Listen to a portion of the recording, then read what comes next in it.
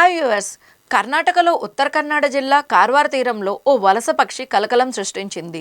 దేశంలో అత్యంత కీలకమైన నావికా స్థావరం ఉన్న ఈ ప్రాంతంలో చైనాకు చెందిన జీపీఎస్ ట్రాకర్ అమర్చిన సముద్ర పక్షి సీగల్ గాయపడిన స్థితిలో కనిపించడం ఆందోళనకు కారణమైంది.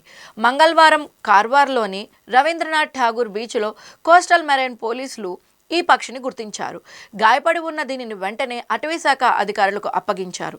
అధికారులు పక్షిని పరిశీలించగా దాని శరీరానికి ఓ జీపీఎస్ ట్రాకర్ పరికరం కట్టి ఉండడాన్ని గమనించారు. ఈ పరికరానికి ఒక చిన్న సోలార్ ప్యానెల్ కూడా ఉంది.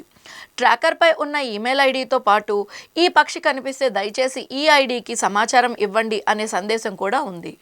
పోలీసులు ఆ ఈమెయిల్ ఐడిని పరిశీలించగా అది చైనా అకాడమీ ఆఫ్ సైన్సెస్కు చెందిన research centre for eco environmental sciences అనే సంస్థది అని తేలింది. దీంతో అధికారులు స్పష్టత కోసం సదరు సంస్థను సంప్రదించే ప్రయత్నాలు ప్రారంభించారు.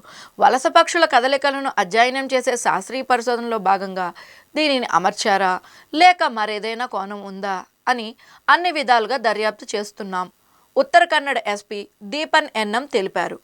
వ్యూహాత్మకంగా కీలకమైన నావికా స్థావరం సమీపంలో ఈ ఘటన జరగడంతో భద్రతా ఏజెన్సీలు అప్రమత్తమయ్యాయి. ఈ వీడియో కనుక మీకు నచ్చినట్లయితే లైక్ చేయండి, షేర్ చేయండి. మరిన్ని అప్డేట్స్ కోసం మా ఛానల్ సబ్స్క్రైబ్ చేయడం మర్చిపోకండి.